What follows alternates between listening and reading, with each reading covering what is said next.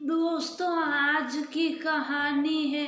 Mummy जी, मेरा ration खत्म कैसे हो रहा है? कहीं आप चोरी करके अपनी बड़ी बहू को तो नहीं देती? दोस्तों, कहानी शुरू करने से पहले अगर आपने चैनल को सब्सक्राइब नहीं किया हो तो कर लीजिए, ताकि आपके पास पहुंच सके हर नया वीडियो। पल्लवी जी की आदत थी कि सुबह उन्हें गर्म पानी चाहिए होता था, इसलिए सुबह से 2 बार उठकर कमरे के बाहर निकल कर आकर देख चुकी थी, लेकिन अभी तक बहू कंचन और बेटा सुभाष उठे तक नहीं थे। जब तक उन लोगों में से कोई उठेगा नहीं तब तक उन्हें गर्म पानी मिलेगा नहीं। बात ये नहीं थी कि पल्लवी जी गर्म पानी कर नहीं सकती थी, बात ये थी कि बहू रात को रसोई का काम खत्म कर रसोई में ताला लगा देती थी। अब जब तक ताला खुलेगा नहीं, पल्लवी जी को गर्म पानी मिलेगा नहीं। आखिरकार घड़ी में जब 10 बज गए और पल्लवी जी से रहा नहीं गया तो उन्होंने हिम्मत करके बेटे के कमरे का दरवाजा खटखटाया। 2-3 बार खटखटाने के बाद बहू की जगह बेटे ने आकर दरवाजा खोला और तमतमाते हुए बोला, क्या है माँ, सुबह सुबह परेशान कर रही हो? बेटा, मुझे गर्म पानी चाहिए था, रसोई में ताला लगा हुआ है, तो तुम रसोई का दरवाजा खोल दो ताकि मैं गर्म पानी कर सकूं। एक दिन गर्म पानी के बगैर नहीं रह सकती हो क्या माँ? रोज तो कंसन करके दे ही देती है ना। आज संडे था इसलिए सोचा था कि थोड़ा आराम से उठेंगे, पर आप भी ना कहते कहते सुभाष अंदर कमरे में गया और पत्नी को जगाया। कंसन भी तिल मिलाते हुए उठी और चाबी लाकर सास के हाथ में रख दिया। रसोई का दरवाजा आप ही खोल दीजिए, खुद के लिए गर्म पानी करो तो हमारे लिए भी चाय बना देना। जल्दी, नींद खुलने से सिर दर्द होने लगा है मेरा।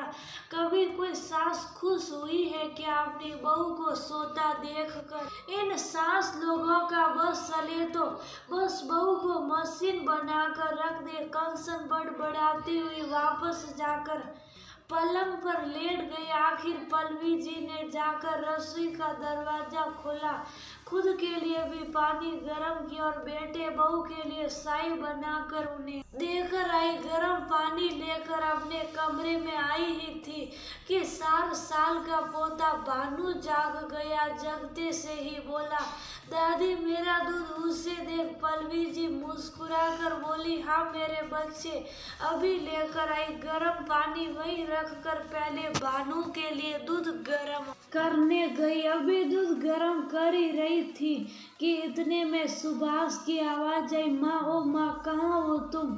क्या आप भी सुबह सुबह संभाल नहीं सकती? इसे पता है ना कंचन के सिर में दर्द हो रहा है। कंचन सही कहती, सास बहू को सोता देख नहीं सकती। कहते कहते सुभाष भी रसोई में आ गया, साथ में भानु भी गोद में था। उसे देखते ही पल्लवी जी बोली, बेटा, मैं तो दूध गर्म करने आई थी, मुझे नहीं पता ये कब तुम्हारे कमरे में चला गया, तो ध्यान रखना चाहिए था ना। आपको बस काम का बहाना चाहिए। मानता हूँ कि आप सास हो, पर बहू को भी तो इंसान समझो, वही है जो आपकी जिम्मेदारी निभा रही है। नहीं तो दूसरे बेटे बहू ने तो आपको रखने से ही मना कर दिया था। भानु को पल्लवी जी के पास छोड़कर ही सुभाष वापस अपने कमरे में चला गया। पल्लवी जी देखती ही रह गई, आंखों में आंसू आ गए। मन ही मन सोचने लगी कि मैं कुछ न करने पर भी बदनाम हो रही हूँ। ऐसी कौन सी जिम्मेदारी उठा ली इन लोगों ने मेरी, जो इतना सुना जाते हैं? ऐसा सोचकर अपने आंसू पोंछे और भानु और उसका दूध लेकर कमरे में आ गई। नाश्ते के समय सुभाष ने कंचन से कहा, तुम्हारी तबीयत ठीक नहीं है तो मैं माँ से कहकर नाश्ता बनवा लेता हूँ, ताकि ताकि तुम आराम कर सको। रहने दो, उनसे कुछ मत कहना, मैं नाश्ता खुद ही बना दूंगी।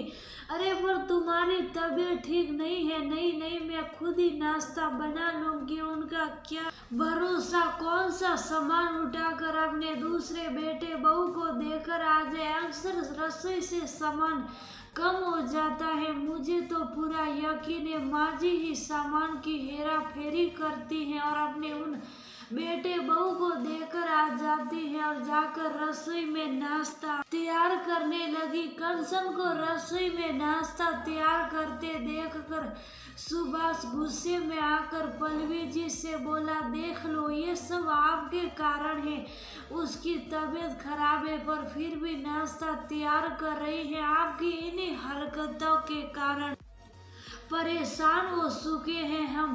पता नहीं भगवान भी हमें चैन से कब रहने देगा। पल्लवी जी उसकी बात सुनकर हैरान रह गई। सुनकर अपने कमरे में शांति पूर्वक बैठ गई। आंखों से झरझर आंसू बह रहे थे। क्या इसी दिन के लिए इन बेटों को जन्म दिया था? जब शादी के 10 साल बाद मंदिर माथा टेकने के बाद 2 जुड़वा बेटे हुए तो कितने खुश हुए थे।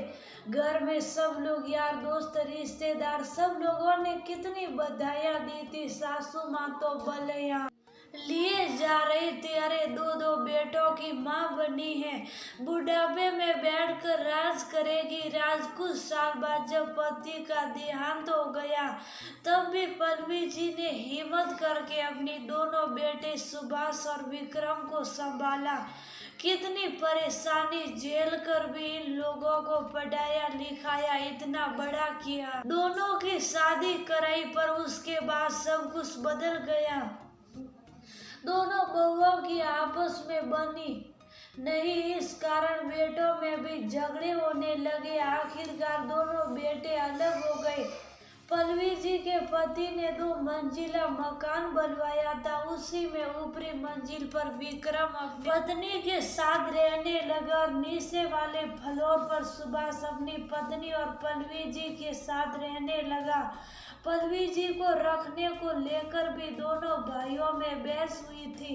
विक्रम ने साफ मना कर दिया कि वह माँ को अपने पास नहीं रखेगा, तो सुभाष को अपने पास पल्लवी जी को रखना पड़ा। सच कहे तो उस समय की बधाइयाँ आज कानों में चुभ रही थी। थोड़ी देर बाद सुभाष कमरे में आया और नाश्ते की प्लेट पल्लवी जी के सामने टेबल पर रखते हुए या कहे कि पटकते हुए बोला, लो नाश्ता कर लो, आखिर एक बहू को ही परेशान करते जाओ। से दूसरी बहू से तो कोई लेना देना ही नहीं। पल्लवी जी को सुभाष की बात बहुत बुरी लग रही थी। उन्हें ऐसा लग रहा था जैसे नाश्ते की प्लेट उन्हें चिढ़ा रही है। ऐसा खाना भी किस काम का जो तिरस्कार करके दिया जाए। आखिर पल्लवी जी ने उस नाश्ते की प्लेट को हाथ भी नहीं लगाया। आखिरकार पल्लवी जी ने काफी सोचा और सोच समझ कर वह एक निर्णय पर पहुंची। शाम को विक्रम अपनी पत्नी के साथ बाहर कहीं घूमने जा रहा था। सुभाष और कंचन भी बाहर खड़े हुए थे कि तभी एक प्रॉपर्टी ब्रोकर उनके घर पर आया। उसे देखकर सारों बेटे बहु हैरान रह गए। उसने आते ही पूछा, क्या मैं पल्लवी जी से मिल सकता हूँ? आपको पल्लवी जी से क्या काम है, हमें बताइए, हम उनके बेटे हैं। सुभाष ने कहा, जी मुझे पल्लवी जी ने फोन करके बुलाया है। सब एक दूसरे को है लगे। इतने में पल्लवी जी अंदर से आई। क्या आप भी पल्लवी जी हैं? जी मैं ही पल्लवी हूँ। आप जी, आपने सुबह फोन किया था मकान को बेचने की बात करने के लिए। अरे हाँ, मैंने ही आपको फोन किया था इससे पहले। पल्लवी जी आगे कुछ कहती। सुभाष बोला, कौन सा मकान बेच रही हो आप? हमसे पूछे बगैर आप ये निर्णय कैसे ले सकती हो माँ? मकान बेच दोगी तो हम कहाँ जाएंगे? विक्रम ने भी कहा, कभी मेरे बारे में सोचा था कि मैं कहाँ रहूंगी, कैसे रहूंगी? सुनाने में तुम लोग तो मुझे कोई कसर नहीं छोड़ते हो। मकान तो मेरे पति का बनाया हुआ है, मेरे नाम पर है, फिर किस हक से मकान में हिस्सा मांग रहे हो? पर माँ जी समस्या क्या है? मकान को बेच दोगी तो आप उन पैसों का करोगी क्या? कंसन ने कहा, सोच रही हो कि वापस गांव चली जाऊं जहाँ से जिंदगी की शुरुआत हुई थी, वही जाकर अपनी जिंदगी के अंतिम दिन देखूं। इसलिए मैं मकान बेचकर गांव में ही जमीन खरीद रही हूँ और वहीं रहूंगी। फिर हम लोगों का क्या? छोटी बहू ने कहा, मुझे नहीं पता, तुम लोगों के तो हाथ पैर चलते हैं और उससे भी तेज जबान चलती है। अपने आप कमाओ और अपनी प्रॉपर्टी बनाओ। ताकि मुझे नहीं पता माँ, तुम इतनी स्वार्थी कैसे हो सकती हो? सुभाष और विक्रम एक साथ बोले। जो भाई एक दूसरे की शक्ल देखना पसंद नहीं करते थे, आज एक साथ हो गए थे। माँ को मानता का सोना मत पहनाओ। जैसे बेटे स्वार्थी हो सकते हैं, वैसे ही माँ भी स्वार्थी हो सकती है, और तुम जैसे बेटे हो तो माँ ऐसी ही होनी चाहिए। मैं ये मकान बेच रही हूँ और ये मेरा अंतिम निर्णय है, तुम लोग अपना बंदोबस्त देख लो, कहकर पल्लवी जी उस ब्रोकर को मकान दिखाने चल दी। कुछ महीने बाद वह मकान बिक गया और पल्लवी जी एक गांव में एक मकान लेकर वही रहने लगी। फ्री टाइम वह बच्चों को पढ़ाती थी और गांव के शांत वातावरण में अपनी जिंदगी जीती थी।